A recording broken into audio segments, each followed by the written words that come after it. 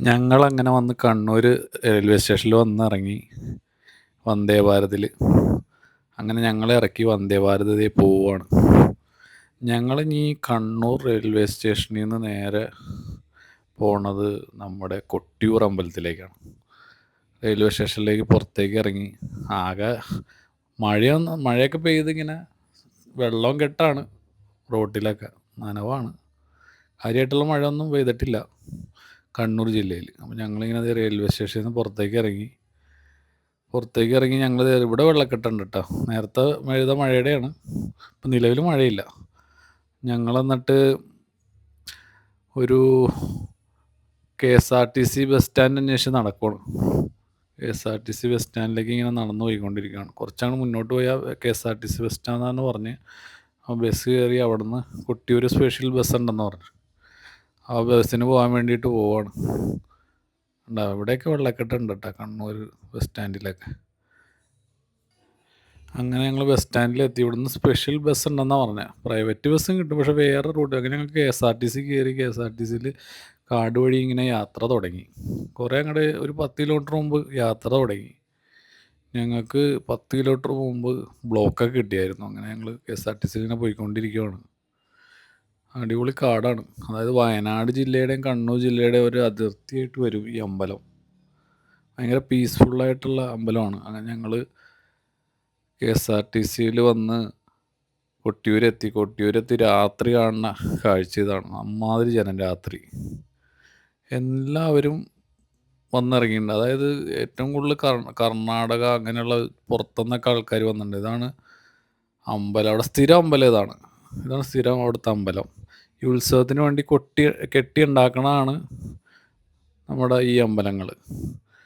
അപ്പോൾ അവിടെ ഇന്ന് വന്നിറങ്ങിയപ്പോഴാണ് ഇമാതിരി തിരക്ക്. ഞായറാഴ്ചയായിരുന്നു, ഭയങ്കര തിരക്കായിരുന്നു. അവിടെ ചെന്നപ്പോൾ ശീവേലിയായിരുന്നു, ആന ഇങ്ങനെ എഴുന്നള്ളിക്കണം. അവിടുത്തെ ആചാരങ്ങളൊക്കെ ഒരു പ്രത്യേക ഇതാണ് കേട്ടോ. ഭയങ്കര നിശബ്ദത വേണ്ട സ്ഥലത്താണ്. ഈ കർണാടകയിൽ നിന്ന് അവിടെ നിന്നൊക്കെ ആൾക്കാർ വന്നിട്ട് ഭയങ്കര അലമ്പായിരുന്നു കുറച്ചൊക്കെ. എന്നുവെച്ചാൽ അവർ എല്ലാം ഒരു വൃത്തിയില്ലായ്മ, ശബ്ദം ഉണ്ടാക്കൽ, അങ്ങനെ മൊത്തത്തിൽ അലമ്പാണ്. ശീവേലി കഴിഞ്ഞപ്പോൾ തന്നെ അവിടെ ഇളനീർ വെപ്പ് ആയിരുന്നു. നമുക്കത് എന്തായാലും കൂടാൻ പറ്റി. കറക്റ്റ് നമ്മളത് നോക്കി വന്നതല്ല. നമുക്ക് ടിക്കറ്റ് കിട്ടി, ട്രെയിൻ ടിക്കറ്റ് കിട്ടി. നമ്മളങ്ങോട്ട് പോയി ചെന്നപ്പോൾ അവിടുത്തെ അന്ന് ചെന്ന രാത്രി നമുക്ക് ഇത് കാണാനുള്ള ഭാഗ്യമുണ്ടായി. ജീവിതത്തിൽ കാണാൻ പറ്റിയൊരു ഭാഗ്യം എന്ന് പറയണം അവിടെയുള്ള ആളുകൾ ഇതൊക്കെ. ഈ ഇളനീർ വെപ്പും പിറ്റേ ദിവസം ഇളനീർ അഭിഷേകമൊക്കെയാണ് ഇതിൻ്റെ പിറ്റേ ദിവസം. ഈ വേലി കഴിഞ്ഞപ്പോൾ സാധാരണ 12 മണിക്ക് കഴിഞ്ഞ് പോകണതാണ്. ഇന്ന് ഞങ്ങൾ ചെന്നുകൊണ്ട് എല്ലാം നേരത്തെ കാണാൻ പറ്റി. ഒരു 10-11 മണിക്ക് മുമ്പ് ഇതൊക്കെ പരിപാടിയൊക്കെ കാണാൻ പറ്റി. എല്ലാവരും പറയണത് വൈകുന്നൊക്കെയാണ് അവിടെയുള്ള ആളുകളൊക്കെ പറഞ്ഞത്. ഭയങ്കര റഷായിരുന്നു. നല്ല രസമുണ്ട് എന്തായാലും കേട്ടോ. അമ്പലമൊക്കെ കാണാൻ നല്ല പീസ്ഫുള്ളാണ്. ഇതവിടുത്തെ ആളുകളാണ്, മറ്റേ നിയന്ത്രിക്കാനൊക്കെ നിൽക്കുന്ന ആളുകളാണ്. ശിവേലി നമ്മുടെ ഇവിടുത്തെ അമ്പലത്തിലെ പോലെ ഉള്ള ആചാരങ്ങളല്ല, വേറെ ടൈപ്പ് ആചാരങ്ങളൊക്കെയാണ് അവിടെ. കാണാൻ തന്നെ നല്ല രസമുണ്ടായി. ജീവിതത്തിൽ ഒരു തവണയെങ്കിലും നമ്മളിത് എക്സ്പീരിയൻസ് ചെയ്യണം. എനിക്ക് ഇതിനെക്കുറിച്ച് ഇതിൻ്റെ ഐതിഹ്യങ്ങളായിട്ടുള്ള കാര്യങ്ങളൊന്നും എനിക്ക് കൂടുതലായിട്ട് അറിയില്ല. ഞാൻ യൂട്യൂബിലും അവിടെ ഇവിടെയൊക്കെ കണ്ടിട്ടുള്ളൂ.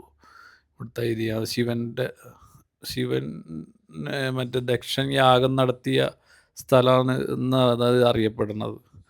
അങ്ങനെയാണ് ഇതിൻ്റെ ഐതിഹ്യം. അങ്ങനെ ശിവൻ യക്ഷനെ വധിക്കുകയും പിന്നീട് പുനർജന്മം കൊടുക്കുകയൊക്കെ ചെയ്ത സെറ്റപ്പാണ്. അതായത് ഈ പാറയുണ്ട്. ആ പാറയുടെ നടുക്കാണ് ഈ ശിവൻ്റെ വിഗ്രഹം ഇരിക്കുകയാണ്. ശിവരൂപം സ്വയംഭൂ ആണെന്നാണ് പറയണത്. അങ്ങനെ കൂടുതലായി എനിക്ക് അതിൻ്റെ കഥകളൊന്നും അറിയില്ല. ഞാനും ഇങ്ങനെ കേട്ടുള്ള അറിവുള്ളൂ. എന്തൊക്കെയായാലും നല്ല തിരക്കായിരുന്നു. തിരക്കെന്ന് വെച്ചാൽ രാത്രിയിലത്തെ തിരക്കാണ് നിങ്ങൾ ഈ കാണുന്നത്. ഞങ്ങളന്ന് ചെന്നിറങ്ങിയ രാത്രിയിലത്തെ തിരക്കാണ് ഈ കാണുന്നത്. അന്ന് ഞായറാഴ്ചയും കൂടെ ആയിരുന്നു. അതിൻ്റെ ഒരു റഷും ഉണ്ടായി. പിന്നെ ഈ വിശേഷം ഇന്ന് ഈ ഇളനീർ വെപ്പും അതിൻ്റെ പിറ്റേ ദിവസമുള്ള ഇളനീറാട്ടമൊക്കെ ഭയങ്കര ഈ കൊട്ടിയൂർ അമ്പലത്തിലെ ഭയങ്കര വിശേഷപ്പെട്ട ദിവസങ്ങളാണ്. ഈ ദിവസങ്ങൾ അവിടെ പ്രാർത്ഥിക്കുക എന്ന് പറഞ്ഞു കഴിഞ്ഞാൽ അത്ര പുണ്യമാണ് എന്നാണ് അവിടുത്തെ ആളുകളും എല്ലാവരും പറഞ്ഞേക്കണത്. ഇത് മുത്തപ്പൻ്റെ ഒരു രൂപമാണ്. ഇത് ഈ ഇളനീർ വച്ചിട്ട് ആ മുത്തപ്പനൊന്ന് ഇവർ പ്രാർത്ഥിക്കും. അങ്ങനെ കുറേ പൂജയും ചടങ്ങുകളൊക്കെ ഉണ്ട്. ഇതെല്ലാം കാണാൻ പറ്റിയിട്ടുണ്ട്. ഇളനീർ ഇങ്ങനെ ഒരു വെള്ളത്തിൽ വയ്ക്കും. അപ്പോൾ ഈ എല്ലാ മേഖലയിൽ നിന്നുള്ള ആൾക്കാർ ഇളനീരിങ്ങനെ വെച്ച് അവിടെ ഒരു കൂമ്പാരം പോലെയാവുമെന്നാണ് പറയണത്. അതൊക്കെ കാണാനുള്ള ഭാഗ്യം ഉണ്ടായി രാത്രി. എന്തൊക്കെ പറഞ്ഞാലും ഞങ്ങൾ ബ്ലോക്കിൽ കുറേ പെട്ടു. പക്ഷെ ഞങ്ങൾക്ക് ആ ഒരു ബ്ലോക്കിൽ കിടന്നതിൻ്റെ ഒരു ഗുണമുണ്ടായി. രാത്രി ഞങ്ങൾക്ക് അവിടെ സ്റ്റേ ചെയ്ത് ഞങ്ങൾക്കത് എല്ലാം നല്ല രീതിയിൽ കാണാൻ പറ്റി. ജീവിതത്തിൽ നമുക്ക് കാണാൻ പറ്റിയ അവസരങ്ങളാണ് അതൊക്കെ. നമുക്ക് ദൈവമായിട്ട് കിട്ടി തന്ന അവസരമാണ്. നമ്മളിതുവരെ കണ്ടിട്ടില്ല ഇങ്ങനത്തെ ചടങ്ങുകൾ കാര്യങ്ങളൊന്നും. ഞാൻ എൻ്റെ എക്സ്പീരിയൻസിൽ ആദ്യമായിട്ടാണ് കൊട്ടിയൂർ പോകുന്നത്. നല്ലൊരു എക്സ്പീരിയൻസാണ് എന്തൊക്കെ പറഞ്ഞാലും. രാത്രി ഒരു രക്ഷയില്ലാത്ത ഓരോ ആൾക്കാർ ഇളനീരായിട്ട് വന്നാണ്ട. അങ്ങനെ ആ ഇളനീർ അവിടെ സമർപ്പിക്കും. പിറ്റേ ദിവസം അത് ഇളനീർ അഭിഷേകം, ഇളനീർ ആട്ടം ഒക്കെ ഉണ്ടാവും. ഇത് ആൾക്കാർ നാനാ മേഖലയിൽ നിന്ന് ചുവന്നു കൊണ്ടുവന്ന ഇളനീരാണ്. അതിന് ഭയങ്കരമായ നൊയമ്പും കാര്യങ്ങളൊക്കെ വേണമെന്നാണ് പറയണത് ഇത് കൊണ്ടുവന്ന് സമർപ്പിക്കണേന്. നമ്മൾ ശബരിമലയ്ക്ക് കെട്ടിറച്ച് പോയി നൊയമ്പ് എടുത്ത് കെട്ടിറച്ച് പോയി അവിടെ അഭിഷേകം ചെയ്യണ പോലെ തന്നെ ഇളനീർ അഭിഷേകം ഇവിടുത്തെ ഭയങ്കര ഒരു വിശേഷമായ ആചാരങ്ങളിലൊന്നാണ്. 2 ദിവസം പ്രധാനപ്പെട്ട. ഞങ്ങൾ ചെന്ന ഞായറാഴ്ചയായിരുന്നു 7-ാം തീയതി. അതിൻ്റെ പിറ്റേ ദിവസം ഇളനീർ ആട്ടമൊക്കെ ഉണ്ട്. അതും ഗംഭീരമെന്ന് പറഞ്ഞത്. അങ്ങനെ രാത്രി കാഴ്ചകൾ അവസാനിച്ചു. ഞങ്ങൾ രാവിലെ ഇത് ഞങ്ങളുടെ റൂമിൽ നിന്ന് അമ്പലത്തിലേക്ക് പോണ വഴിയാണ്. ഞങ്ങൾക്ക് അവിടെ തൊട്ടടുത്ത് തന്നെ ഒരു വീടാണ് കിട്ടിയത് താമസിച്ചിട്ടുണ്ട്. മുകളിൽ മഞ്ഞാണ് മലയുടെ മുകളിൽ. ഇതാണ് വഴി. ഈ വഴിയിലൊക്കെ എന്ന് വെച്ച് കഴിഞ്ഞാൽ കുറച്ച് ചെളികളൊക്കെ ഉണ്ട്. മഴ പെയ്തേക്കണുണ്ട്.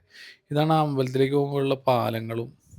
അപ്പോൾ ആൾക്കാരവിടെ കുളിക്കണൊക്കെ ഉണ്ട്. നമ്മൾ പമ്പയിൽ കുളിക്കണോട്ട് കുളിച്ച് നേരത്തെ അതുണ്ടോ ഇല്ലയോ എന്ന് എനിക്കറിയില്ല. കുളിച്ച് കുറേ ആൾക്കാരെ കുളിക്കുന്നുണ്ട്. ഇതുണ്ട് ഇത് അമ്പലത്തിലേക്ക് പോകണ വഴി. ആകെ ചെളിയാണ്, ഭയങ്കര ചെളിയാണ്. ഈ മഴ പെയ്തേക്കണോണ്ടേ നടക്കുമ്പോൾ ഇങ്ങനെ നോക്കിയിടന്ന് വഴുക്കും. ആൾക്കാർ പല സൈഡിലായിട്ട് ഇന്ന് കുളിക്കണുണ്ട്. എവിടെ നോക്കിയാലും ആൾക്കാർ മുങ്ങി കുളിക്കുന്നുണ്ട്. അതിനുള്ള വെള്ളം ഉണ്ടായില്ല. ഞങ്ങൾ ചെന്നപ്പോൾ മഴ ഉണ്ടായി. സാധാരണ ഇവിടെ ഭയങ്കര മഴ പെയ്യുന്ന സ്ഥലങ്ങളുണ്ട്. ഞങ്ങൾക്ക് രാവിലെ കിട്ടിയ പണിയാണിത്. ഒരു വലിയ ക്യൂ എന്ന് വെച്ച് കഴിഞ്ഞാൽ അത്യാവശ്യം ഒരു 3 മണിക്കൂറോളം ഞങ്ങൾക്ക് ക്യൂ കിട്ടി. ഈ ക്യൂ ഇങ്ങനെ നടക്കും, എവിടെയെങ്കിലും പോയി സ്റ്റക്കാവും. ഞങ്ങളിങ്ങനെ നടക്കും, ഒരു അരമണിക്കൂർ കഴിയുമ്പോൾ അവിടെ സ്റ്റക്കാവും. ഇതുപോലെ സ്റ്റക്കായി നിൽക്കും. സ്റ്റക്കായി നിന്ന് ഒരു 2 മണിക്കൂറൊക്കെ നിന്ന്, അങ്ങനെ 3 മണിക്കൂർ മൊത്തം നിന്ന്. എന്നിട്ടാണ് നമ്മൾ അമ്പലത്തിൻ്റെ അടുത്ത് എത്തിയത്. രാവിലത്തെ കാഴ്ചയാണ്. ഒരു 10 മണിക്കുള്ള കാഴ്ച ഉണ്ടായി കാണുന്നത്. എന്ത് ജനമാണെന്ന് നോക്കി. ഇത്രയും ജനങ്ങൾ ഒഴുകി തന്നെയാണ് ഈ അമ്പലത്തിലേക്ക് ഇത് കാണാനും ഇവിടുത്തെ ആചാരങ്ങൾ അനുഷ്ഠിക്കാനും എല്ലാം പ്രാർത്ഥിക്കാനും എല്ലാവരും വേണ്ടി. ഭയങ്കര തിക്കും തിരക്കുമാണ്. അതായത് ഈ ആന്ധ്രയിൽ നിന്നും തമിഴ്നാട്ടിൽ നിന്നുള്ള ആൾക്കാരൊക്കെ നേരത്തെ ഉണ്ടായില്ല. അവിടുത്തെ നാട്ടുകാർ പറയുന്നത് നേരത്തെ ഇത്ര തിരക്കൊന്നും ഉണ്ടായില്ല, ഇത്ര നിശബ്ദം, ഭയങ്കര പീസ്ഫുള്ളായിരുന്നു. ഇപ്പോൾ ഭയങ്കര തിരക്കും വൃത്തിയില്ലായ്മയും എല്ലാം വന്നു തുടങ്ങിയിട്ടുണ്ട്. പിന്നെ അവിടുത്തെ ക്യൂ ഇതൊക്കെ ഒന്ന് അറേഞ്ച്മെൻറ്റ്സൊക്കെ ഒന്ന് കറക്റ്റ് ചെയ്യാനുണ്ട്. തിരക്ക് അതിന് മാത്രം തിരക്കാണ്. ഇതൊക്കെ ചെയ്യാനുള്ള സമയമൊന്നും ആർക്കും കിട്ടില്ല. അതിന് മാത്രം തിരക്കാണ്. കണ്ടോ ആളുകൾ മലയാളികളെക്കാളും കൂടുതൽ വേറെ മറ്റ് സ്റ്റേറ്റിൽ നിന്നുള്ള ആൾക്കാരുണ്ട്. ഇതാണ് അവസ്ഥ. ഇതവിടുത്തെ പോണ വഴിക്കുള്ള അങ്ങനെ പകൽ തൊഴുത് ഞങ്ങൾ മടങ്ങി. വൈകിട്ട് രാത്രി വീട്ടിലെത്തി. ഒടുക്കത്തെ മഴ കൊച്ചിയിൽ.